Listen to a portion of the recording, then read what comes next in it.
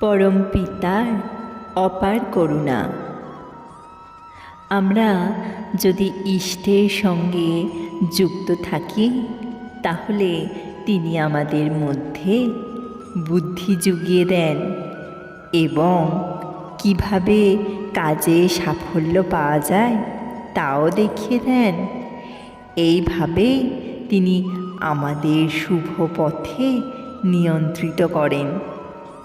আমার পরিবারের সর্বপ্রথম আমি 1976 সালে শ্রী শ্রী ঠাকুরের সৎ নাম গ্রহণ করি।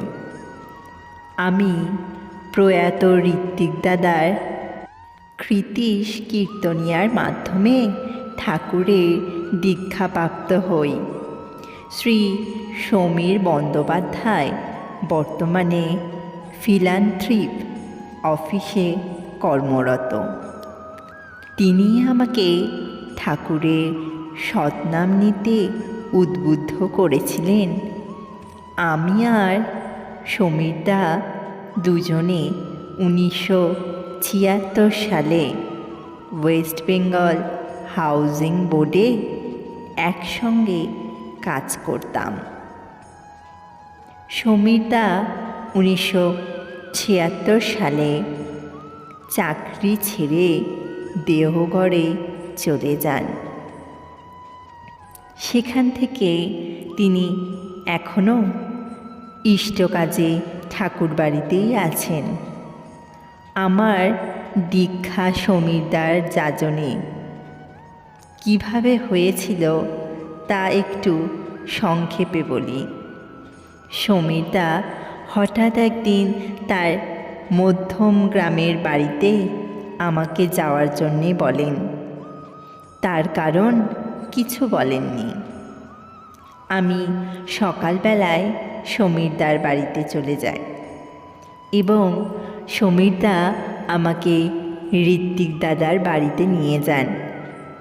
আমার ঠাকুরের সৎনাম নেওয়া হয়। দীক্ষা নেওয়ার সময় আমার একটু নার্ভাস এবং ভয় লাগছিল।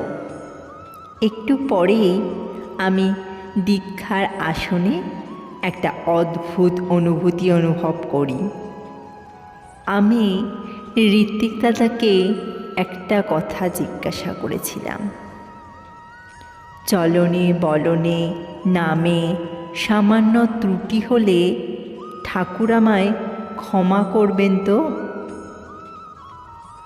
তিনি বললেন, পরম পিতা তার অন্তরে দয়ার এবং ভালোবাসার প্রদীপ জ্বালিয়ে রেখেছেন এবং সর্বাবস্থাতেই আমাদের মাথার উপর ছাতা ধরে আছেন এবং যে তার আশ্রিত কোনো অন্ধকার তাকে গ্রাস করতে পারে না। ঠাকুরকে নিয়ে ধৈর্য, নিষ্ঠা, সততা এবং বিশ্বাসসহ চলতে থাকো।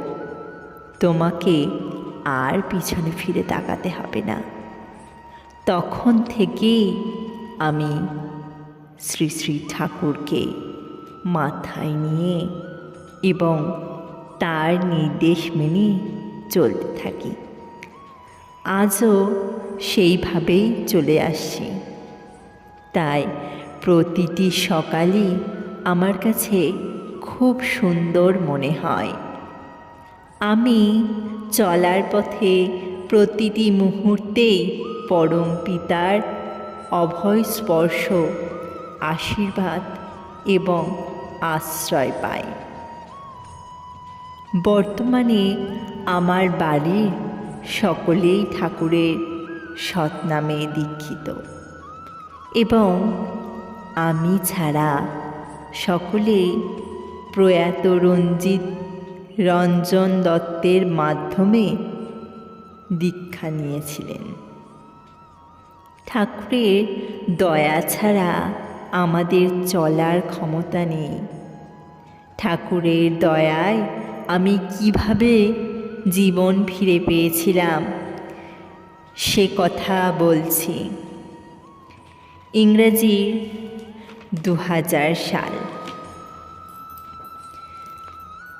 সেপ্টেম্বর মাসের মাঝামাঝি অনর্গল 3 দিন বৃষ্টিপাতে ফলে মুর্শিদাবাদে বন্যা হয়েছিল।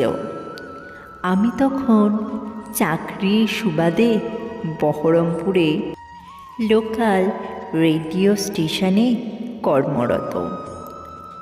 অফিস ছুটির পর আমি বন্যার জল ভেঙে আমার বাসস্থানে আসছিলাম।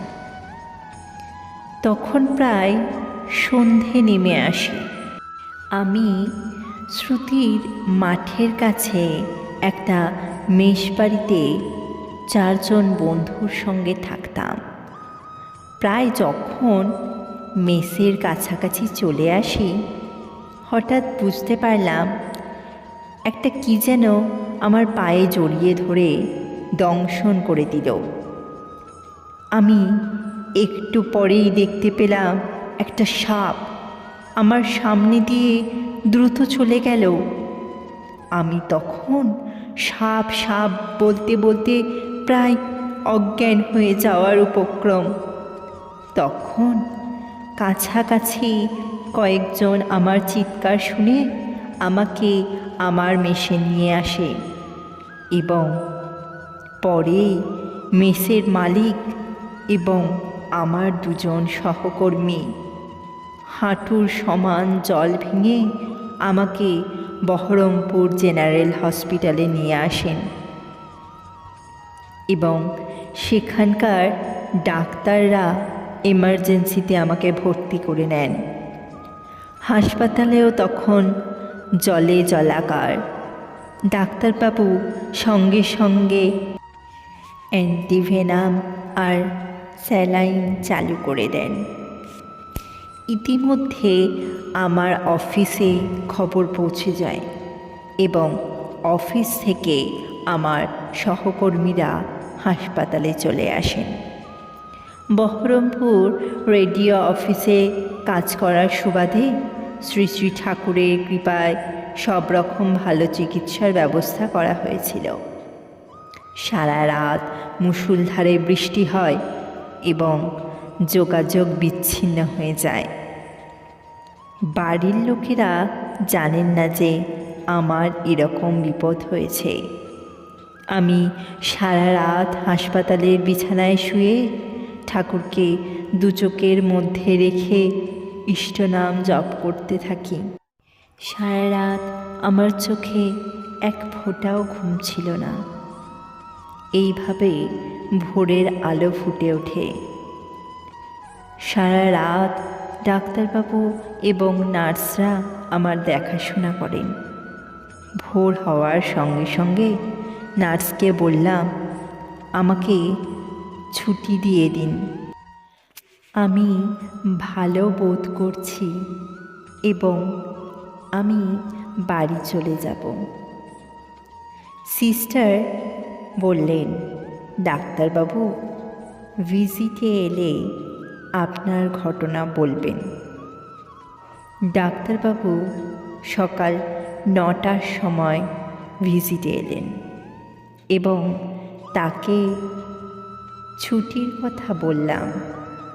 তিনি বললেন, আপনার ইউরিন টেস্ট হবে এবং ভালো হলে বন্ড দিয়ে আপনাকে ছুটি নিতে হবে, কিন্তু আপনি আপনার কেস হিস্ট্রি পাবেন না। আমি তাতেই রাজি হলাম এবং ইউরিন টেস্ট হলো। খবর ভালো হলো এবং ডাক্তারবাবু আমাকে ছুটি করে দেন। আমি সকালবেলা একজন রোগীর কাছ থেকে ইষ্টভৃতির পয়সা নিয়ে হাসপাতালের বেডে বসে ইষ্টভৃতি করি। তখন আমার কাছে একটি পয়সাও ছিল না। হাসপাতাল থেকে ছুটি নেওয়ার পরে অফিসের একটি অ্যাপ্লিকেশন অফিস বন্ধুর কাছে দিয়ে এবং একজন সহকর্মী সকালে এসে আমাকে জলখাবার দিয়ে যান তাকে সঙ্গে করে বাড়ির পথে রওনা হলাম।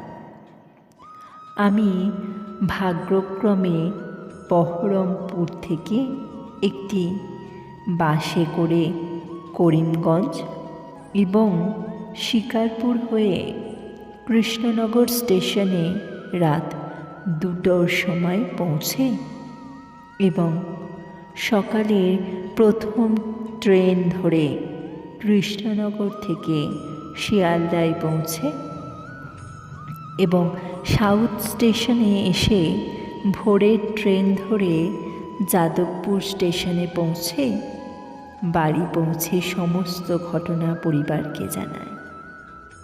বিকেলে যাদবপুর সৎসঙ্গ বিহারের সান্ধ্যকালীন প্রার্থনায় উপস্থিত হই এবং 2 চোখের জল দিয়ে আমার সমস্ত ঘটনা পরম দয়ালের সমীপে নিবেদন করি।